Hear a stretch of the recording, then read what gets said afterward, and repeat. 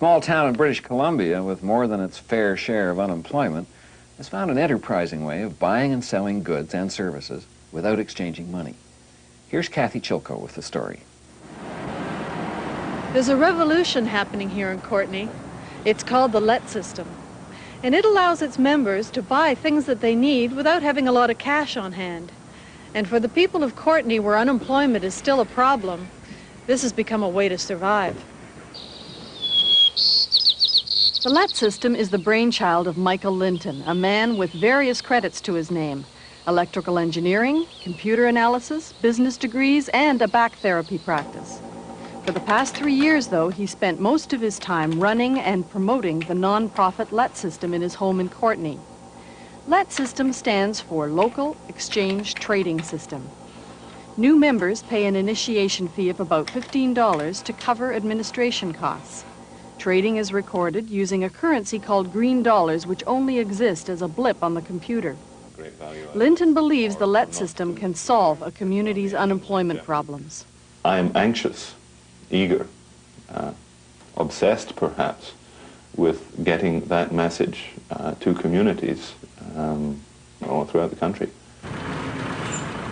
Courtenay's LETSystem has over 500 members who have traded almost $250,000, where otherwise there would have been no business at all.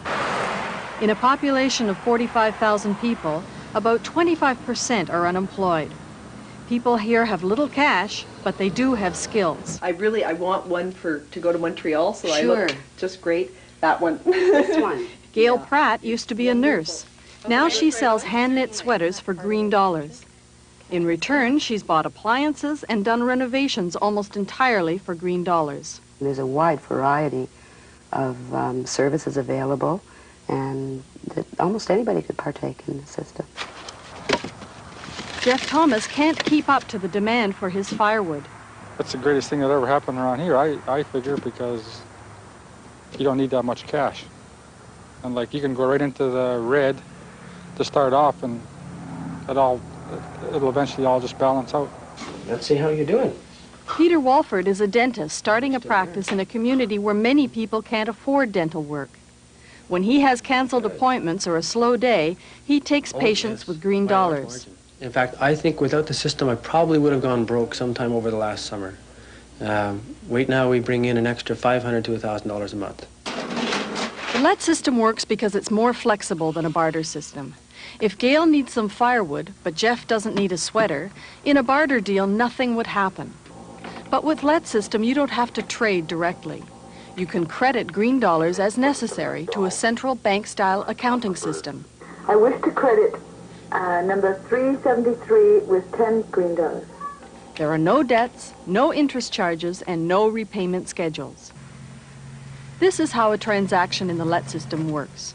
How are you? Fine, how are you? Gail, the knitter, needs some dental work for her son. She goes to Peter Walford, who charges her 75% green dollars and 25% cash. Jeff, hello, Peter. Peter buys firewood from Jeff Thomas, 50% green, 50 cash, and phones in the transaction. Number 478 with $70 green for firewood. Jeff buys groceries from the food store run by LETSystem member Jim Laux for 20% green. And finally, Jim orders a sweater for his wife from Gail Pratt. Hi, Gail. Each person treats the green they earn as income. They keep careful accounts and put aside enough federal dollars to cover the income tax required. Very little cash has changed hands, but everyone gets what they need, and they stay in business. Linton has managed to launch 20 other LETSystems across BC, the U.S., and into England. More and more high-powered economists and academics are intrigued by the idea. Economist and politician Eric Kearns sees it as an answer to a lot of people's needs. They're looking for institutions where they can put their money and the money will stay within the community, you know, and be cycled and recycled back again from investment to consumer goods and back again. Right now, we put our money into institutions, and it could be down in Argentina, you know, buying guns or something like that, because the bottom line says that you can get 18% down there or 22% and only 12% in Canada or something like that. And so much of our money hemorrhages right out of the country. In spite of this kind of support, some people in Courtenay think it doesn't really work for business. owner of a retail shoe business and member of the Courtenay Chamber of Commerce, Neil Woodrow. It would never work in our retail business. Why is that? Well, we have to answer to a lot of people being in business. Number one, our suppliers. And if our suppliers heard that we were trading goods for services, that doesn't pay the bills. And also, all businesses, or most businesses, run on a line of credit at the bank, and I don't think the banks would be too receptive to trading merchandise for goods either. Guy Dauncey, an economist visiting from England, is convinced it can work. We have to remember that every single big new idea that happened, like landing on the moon or flying or understanding about meteorites, was really weird to most people. It's easier not to think about new ideas. And this seems to me something that could potentially become big. All LET supporters are certain of one thing. It cannot be an alternative to our cash economy, but as an addition to it, LETSystem can create business where none existed before. We think we've got an answer to the central issue. The central issue is the structural problems of money, and we've got a method that handles that very nicely, thank you, without posing any conflict or challenge with the existing systems. We want to see it move.